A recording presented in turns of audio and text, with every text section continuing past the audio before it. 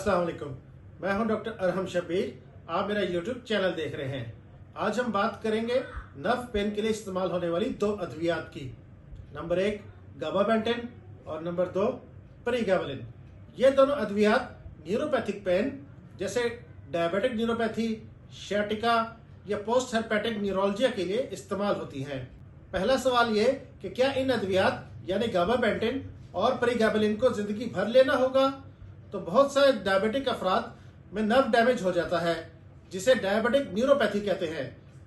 Gabapentin और प्रीगाबलिन इस दर्द को कम करती है, लेकिन ये इलाज नहीं, सिर्फ अलामात पर काबू पाती है। अगर शुगर कंट्रोल बेहतर हो जाए तो दवा की जरूरत कम हो सकती है और कई केसेस में डोज भी कम की जा सकती है। यानी ये जिंदगी भर लेने वाली अद्वियात नहीं, मगर मर्ज की नौयत के मुताबिक बाकायदा जायजा जरूरी है। नेक्स्ट क्वेश्चन, क्या प्रीगाबलिन और गाबापेंटिन को आम कमर दर्द या जोड़ों के दर्द के लिए इस्तेमाल किया जा सकता है? तो जवाब है नहीं। यह दवा आम जिस्मानी दर्द या मसल पेन के लिए नहीं है। यह पेन की सिर्फ उस किस्म में मौसर है जो नर्व प्रॉब्लम से पैदा होती है। मिसाल के तौर पर diabetic neuropathy, post hepatic neuralgia, sciatica, fibromyalgia. Next question, gabapentin और प्रीगाबलिन में क्या फर्क है? दोनों का दर्द को कम करने का मैकेनिज्म एक ही है। प्रीगाबलिन का असर अमूमन जल्द शुरू होता है, इसलिए बाज मरीजों को उससे बेहतर आराम मिलता है। अगला सवाल, क्या गाबापेंटिन और प्रीगाबलिन का गलत इस्तेमाल हो रहा है? तो जी हाँ, गलत इस्तेमाल में इजाफा हो रहा है, खास तौर पर प्रीगाबलिन के हवाले से। कुछ लोग डॉक्टर की तशखीस के बगैर दवा लेना शुरू कर देते हैं, खुराक और मुद्दत का ख्याल नहीं रखते। बाज़ औक़ात लोग इन दवाओं को दूसरी नींद आवर अद्वियात के साथ मिलाकर इस्तेमाल करते हैं, जो खतरनाक हो सकता है।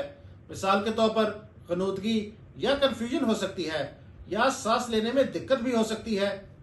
इसलिए कुछ ममालिक में ये अद्वियात कंट्रोल्ड मेडिसिन बन चुकी हैं।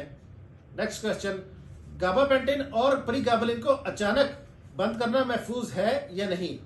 गाबापेंटिन आमतौर पर ऐसी दवा नहीं समझी जाती जिससे डिपेंडेंस पैदा हो, लेकिन अगर दवा को बड़ी मिकदार और तवील मुद्दत तक इस्तेमाल किया गया हो तो अचानक बंद करने पर बाज अफराद में बेचैनी, नींद का खराब होना या थोड़ा रेस्टलेसनेस हो सकता है। ये अलामात शदीद नहीं होती और सिर्फ महदूद केसेस में ही देखी गई हैं। अगला सवाल, क्या ये दोनों अद्वियात हर मरीज के लिए महफूज हैं? तो जवाब है नहीं। इनके मुमकिन साइड इफेक्ट्स भी हो सकते हैं।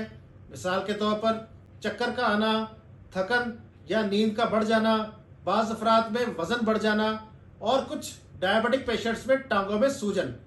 इसलिए दवा का इंतखाब हमेशा तिब्बी जायजे के बाद किया जाता है। आज की वीडियो के लिए बस इतना ही। इस वीडियो को शेयर कीजिए। मज़ीद तिब्बी, तहकीकी और मुस्तंद मालूमात के लिए इस चैनल को सब्सक्राइब कीजिए और बेल आइकन पे क्लिक कीजिए। Thank you very much.